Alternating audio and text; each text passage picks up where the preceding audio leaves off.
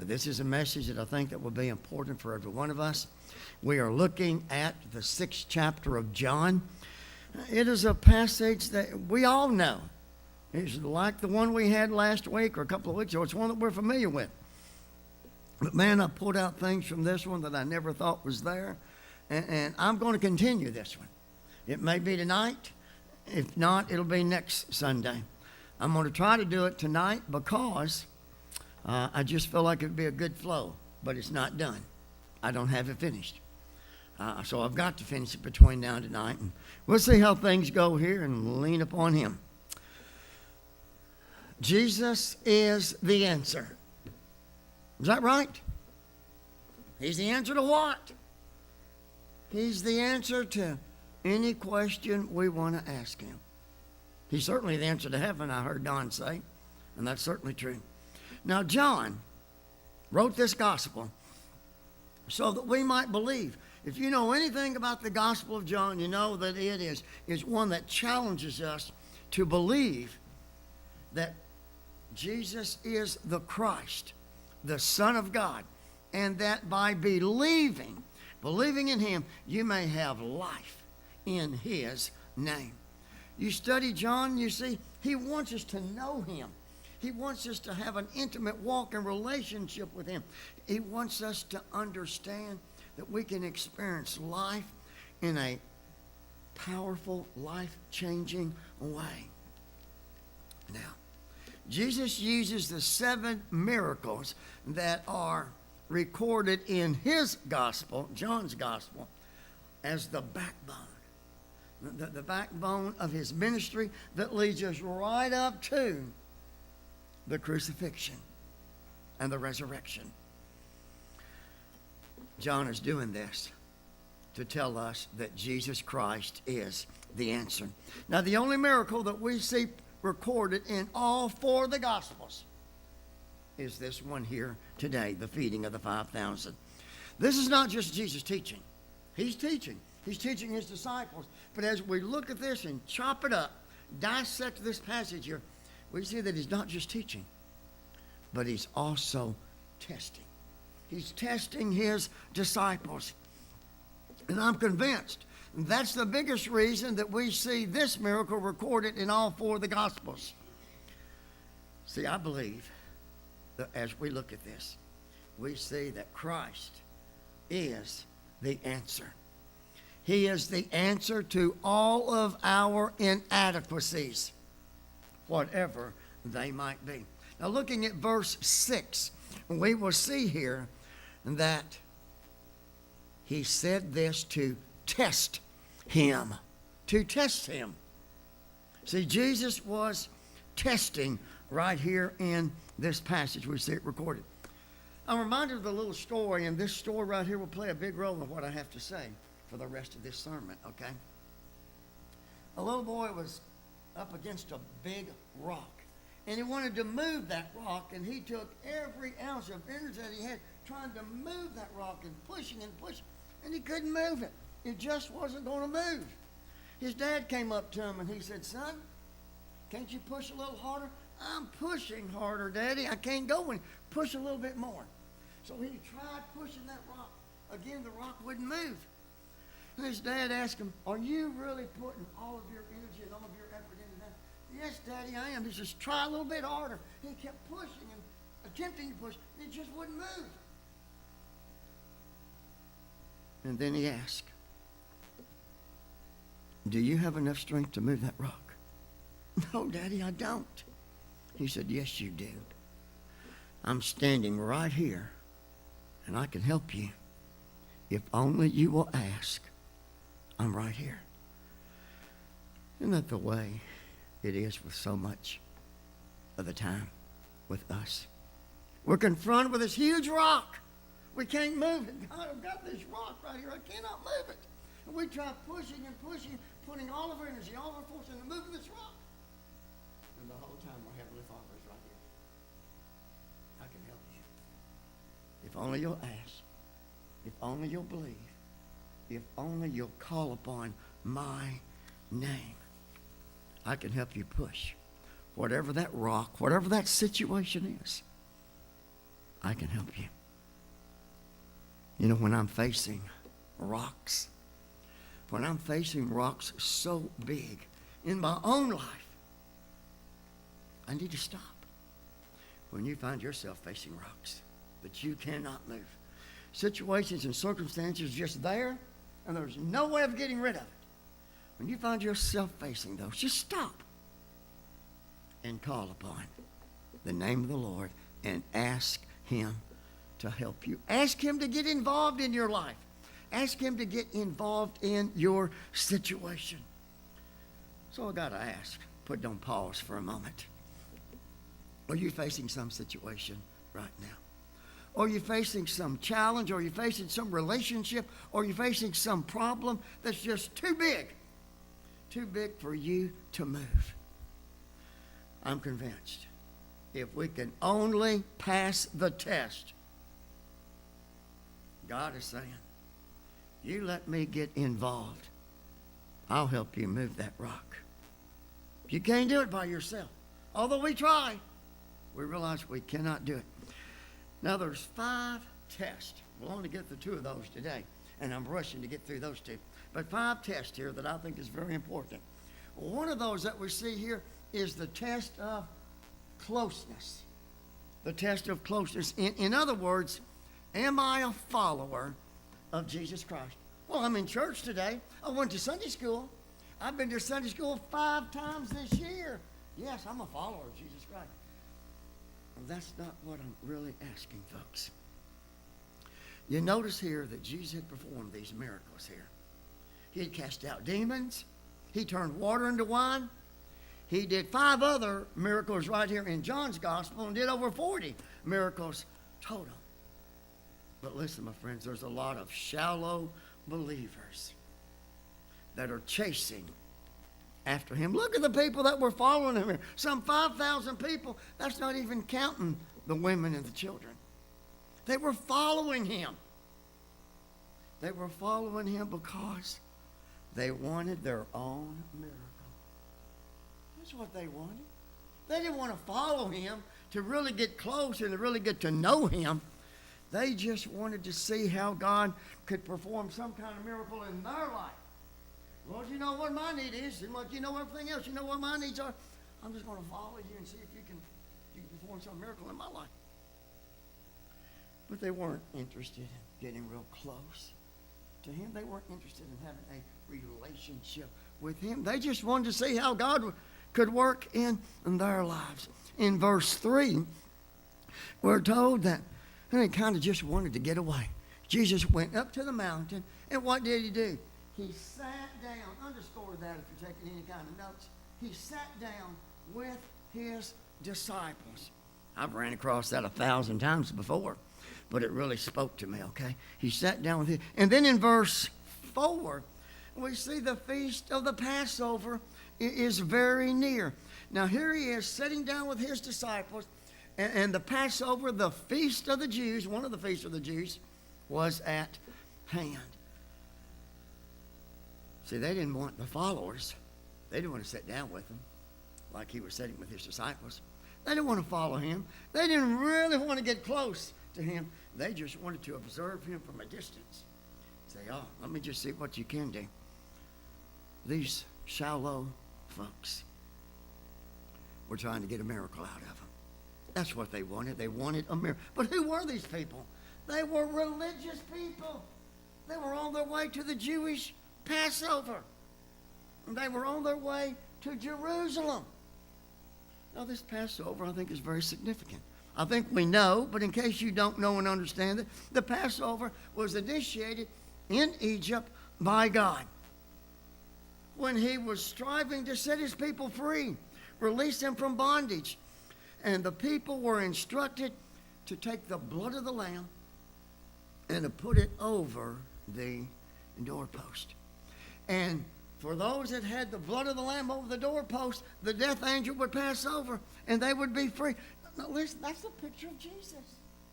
That's a picture of Jesus right there. Now these followers here didn't know that and understand that. And even worse, the disciples really didn't understand that.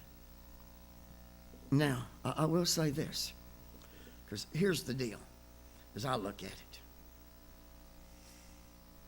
The disciples didn't understand that. But what is important is the fact that they had a passion for sitting down with Jesus. Sitting at his feet. Just learning from him, letting the things about this Messiah absorb into their own lives and allow their lives to be empowered and strengthened because they were in his presence. I got to tell you, folks, you want to get God to move in your situation? You want to get God to move that rock or rocks in your life? I'm convinced if you don't hear anything else I say today, you remember this. You get close to God. You spend time with him. You sit with him daily, regularly. And God can move your rock. You can't do it. That's been the problem with most of us. We're trying to move the rocks ourselves. God is right there standing, right in our presence. If you'll just ask me, I'll help you. If you trust me, if you believe in me. Now to do that, to spend time alone with God, then we've got to realize we've got to get away from the crowd. We've got to move ourselves. We've got to be different. We've got to change some things. We've got to be willing to take time out of our hectic, busy schedules and to sit with Jesus. Okay, God, I want to learn a little bit more about you. I want to draw my strength from you. You can still believe in Jesus Christ and not be close to him. You know that? You can be a believer and still not be close to him. James tells us in the 2nd chapter, verse 19 of his book, you believe in one God, you do well. But guess what? Even the demons believe and tremble. Whoopee! You believe in God? Whoopee! You know what whoopee means in Greek? Big deal. Well, it really doesn't, okay? But you get the point. Even the demons believe in God. They know who he is. They have no doubt that he is who he claims to be, and he has the strength that he claims to be. But as I look at this, I've probably read this about 20 times in the last week or so. In different translations, even in the Greek. And I've lost most of that, to be honest with you. I never did like Greek. I didn't take Greek. It took me. It's not about knowing Christ nearly as much as it is about Christ knowing us. You might remember over in the 7th chapter of Matthew, we see, we did all of these works in your name, Jesus. We cast out demons. We did this, all in your name. And what did he say? Depart from me, you workers of iniquity. I don't know you. I don't know you. So the issue here is not so much whether we know Christ, but does he really know us? The disciples knew that they needed to spend time with the Lord. Now we've got to sit down. We've got to spend time with him to get to know him. We've got to spend time with him every day. Now this is our problem. I say this to this church. I say this with probably most any church. What we think, if the preacher is really the preacher he needs to be, and if he's really preaching what he needs to be preaching, then I ought to be able to come in there on a Sunday morning, get everything I need, not worry about spending time with God every day of the week. I got too many other things to do. We come in here next week thinking that we've got everything, or he should be giving us everything we need to last us till next week. Well, it ain't going to happen. Karen's not here today. I'll use the word ain't, okay? Peggy, forgive me, okay? I know those are the two that don't like me using that. But it's not going to happen, folks. And don't be putting more faith in me than you need to, okay? You've got to assume the responsibility. See, I believe that when you come here on a Sunday morning and you are expected to get everything you need and you never even have to open up the Word of God, have any kind of devotion, have any kind of time alone with God at all, and you come back next week, and all of us do that, we are diminishing the work and the presence of God. And we are diminishing the effects of worship. Now, when every one of us individually spend time with God every day. Every one of us. And then we come back together next week and we spend all this time with God. Then we allow the presence of God to fall upon us. The meaning of the message, the meaning of the songs, everything just, we see it from a different perspective. It's so much better, so much more enriching. We are allowing God to fall on our presence. See, I believe that true worship is the presence of God. Experiencing the presence of God. And when we do that, what happens?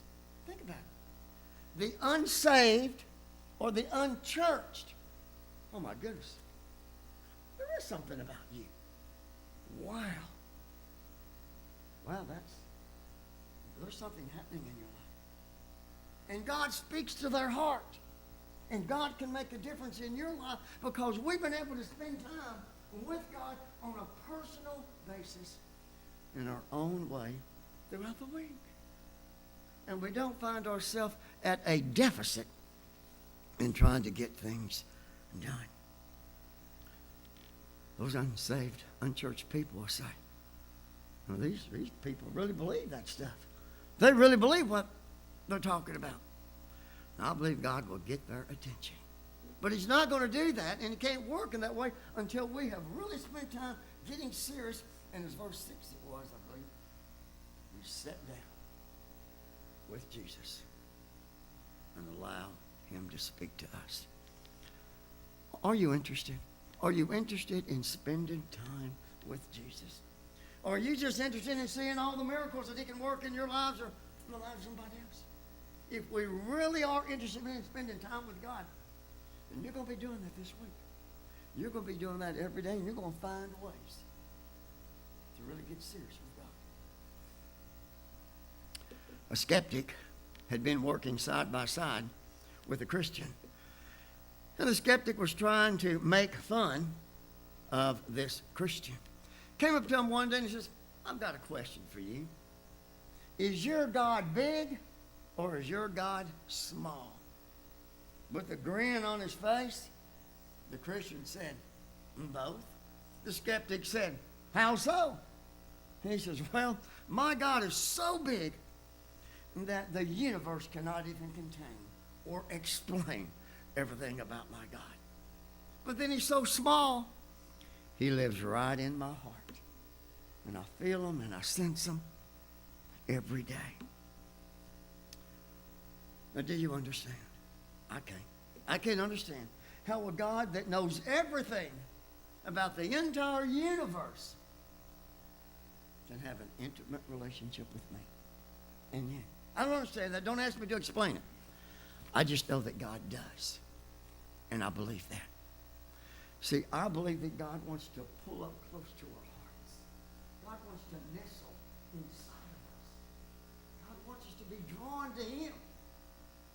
It makes such a big difference once you leave here today at 1 o'clock. It'll make a big difference in your walk out there.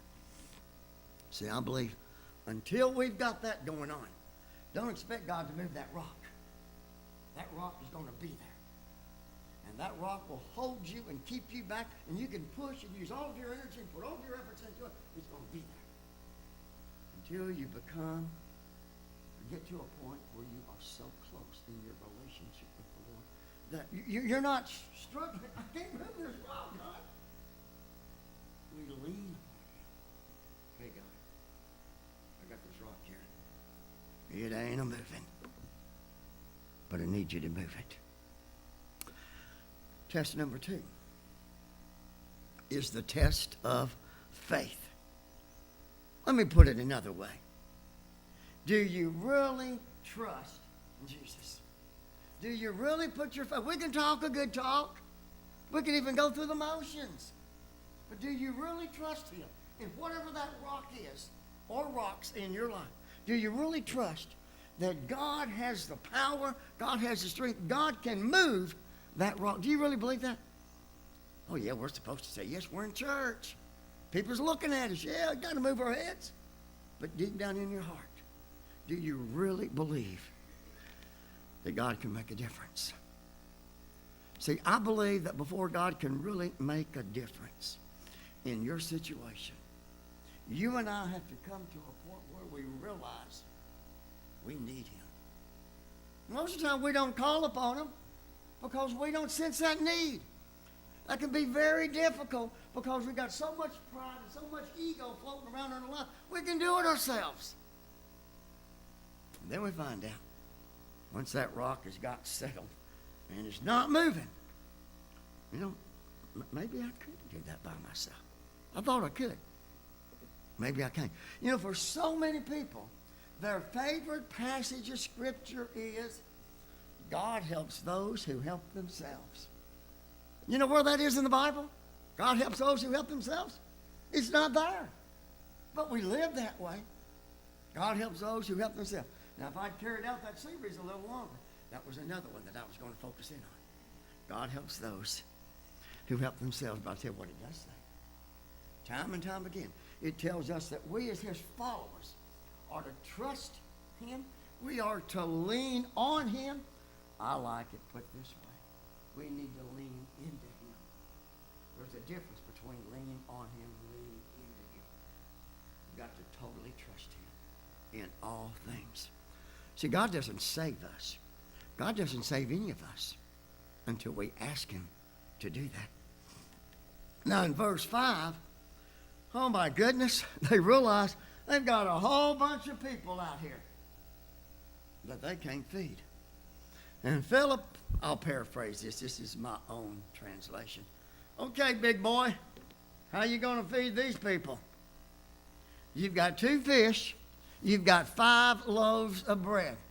How are you going to do it? Now remember, Jesus is testing Philip. Now you got to realize where Philip is from. This is his hometown. He knew this area. He knew where every McDonald's was. He knew where every Kentucky Fried Chicken, Waffle House, White Castle. He knew where they were. He knew that land. He knew everything about it. Jesus had the situation under control. And then when we get into verse 7, some 200 denarii. And if we got anybody back there where they could put that up on the screen, I'd appreciate it. 200 denarii would not buy enough bread for each of them to get a little. You know what 200 denarii was? What that was equivalent to? 8 months' wages. And we couldn't give them any more than just a bite with the 5,000 plus that we had. This is what they were saying. We can't make this happen. It's not going to happen. And you know what? They couldn't make it happen. But God could. I see Philip pulling out his calculator, and he's calculating, okay? 5 loaves, 2 fish, 5,000 plus people. Not going to work. But Philip didn't have that Jesus button on his calculator. Now, once he pushed that button, then he realized God can do some amazing things. See, all Philip could see, and understandably, if that was us right there, we'd be thinking the same thing. All he could say is, this is a situation that's just not logical. You can't feed 5,000. If you really got closer to it, it's about 15,000 counting the women and the children. You can't feed them with 2 fish and 5 loaves. He recognized the problem. And they recognized this can't be done. But you know what they forgot? They forgot who they were with. They were with that miracle worker. They were with God in the flesh, Jesus Christ. See, all that they needed was to put their faith in Jesus Christ. They didn't need a Kentucky Fried Chicken. They didn't need some catering service.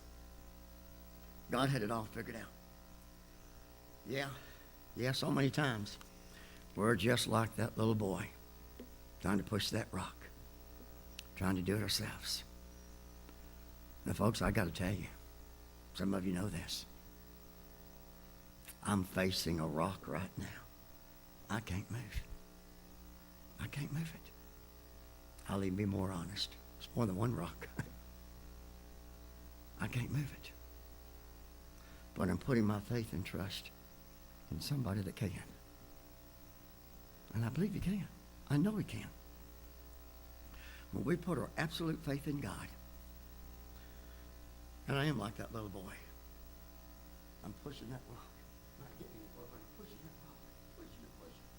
But now comes the point. Okay, Lord. I need your help. I can't do this. I'm convinced I can't do this wrong. But I know you can. And it's me putting my faith in you and trust over to Jesus. His little meager lunch. He put it into his hands and made all the difference in the world. Now, if it had been left up to Philip and Andrew, guess what? That miracle would have never taken place. There's too much doubt. It can't be done. There was a rock right here, and they couldn't move it. Jesus had a way of figuring out. Okay, now let's get real, okay? Let's get real. Let's just quit playing games. Quit playing games with God. Quit playing games with ourselves. Quit playing games with other people. Let's strip off the facade. Let's just get right down to brass tacks. Get right down to the core. Are you doing that right now? Are you playing games with God? Are you trying to deal with a situation and you're not trusting God? Something is wrong. Is there a situation that just seems so impossible? See, you can only pull yourself up from the inadequacies in your life and rise above that. Only when we've got the Lord helping us. See, all it took in this situation, and all it's going to take in your situation, is somebody believing in somebody greater than ourselves. See, what I have to do, what you have to do, I've got to trust God where I am. I've got to trust him with what I've got, regardless how meager that is. What I've got and what you've got, I guarantee you, is a whole lot more than 2 fish and 5 loaves. I could get into some other things here about that. Andrew was saying, this ain't going to happen. He looked there in verse 8. There were the 5 loaves. There was the 2 fish. And I hate to say this. I like Andrew. He's a soul winner. I like Philip. But they failed the test. They failed the test. Philip looked at the crowd and he says, this is impossible. Andrew looked at the crowd. He looked at the 2 fish and 5 loaves. He says, this is illogical. I got news for you. The God that I serve, the God that we serve, is in the business of doing the impossible, of taking the illogical and making it work. Why? Because he's God. He can do those things. He can do things and work in ways that our little finite minds cannot even begin to imagine. If only we'll get him involved in our situation. We can just give him our energy. Give him our resources. Give him our time. Give him our relationships. Give him our talents. Just give them over to him and trust him in doing so. He takes what seems so inadequate. When we place it into his hands, I can do things we can never imagine. He can move the immovable. See, I believe that we're all either facing a rock right now or we're going to. We've already have, I'm sure. But we're facing a rock. And if you happen to be fortunate enough, I don't get to that point. I get one rock resolved. I got another rock that I can't move. And then there's another one. Then there's another one. But we're all going to be facing rocks.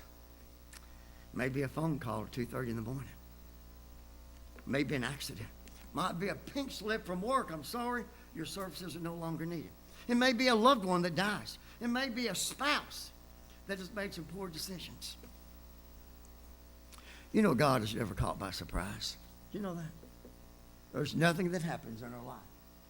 You know, God's not going to say, you caught me by surprise. I never thought about that. You're not going to surprise God. God is never caught by surprise in any of those things. God just simply wants us to spend time alone with him. Make up your mind. Make up your mind. Whatever you've got, regardless how little, how meager that is, and you place it into his hands, he can do something. Let me close out with this. Ben Franklin wrote in his diary in 1725 that he received a gift. He received a gift in the mail from a friend in India. It was a little whisk broom. You know those little small brooms? Probably have one in the boot of your vehicle right now to sweep out dust. You got that as a gift.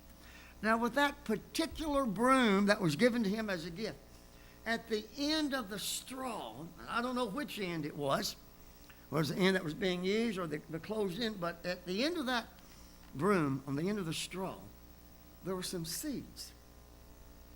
He took those seeds and planted them. And he got more straw. Then he took those seeds, planted them, gave them to other friends, they planted them, and before you knew it, it wound up being the beginning of the American broom industry. All started out with a little bit of seed from a whisk broom. There was so much potential right there in that broom with those seeds. But it wasn't until Ben Franklin released those seeds, allowed them to be planted, that the harvest came. You know what our problem is? We hold on too tightly to those things that we need to just let go. Need to release. Just need to give to God. And trust him. There's so much potential in the lives of every one of us here. If we would just let go and trust in God. What I'm saying is, you have to trust God where you are. You have to trust God with what you've got. I don't have a lot, you may say. That's fine. Give what you have to him. It doesn't take a lot. Just give it to him. There's a test of closeness that we looked at. How close are you? How much time do you spend? There's a test of faith. Oh, we're really putting our faith and trust in God. The next one is going to be the test of obedience. I know I can have that one ready tonight because I've already got that far. But I want to finish the other two. If you'll be here tonight, I'll try to make that happen. Jesus made the people sit down. Well, we'll begin there. So, let's look at yourselves. You look at your life. You look at your rock. I'll look at mine. How long has that rock been there? How long have you been pushing that rock and it not get anywhere? What's it going to take for us to get to the point where we say, okay, God, I really need you. I need you in a great big way. Move this rock. I'm going to trust you to do that. Let's pray. My blessing for each of you is this. May the Lord bless you and keep you. May the Lord cause his face to shine upon you and be gracious unto you. May the Lord lift up his countenance upon you and give you peace.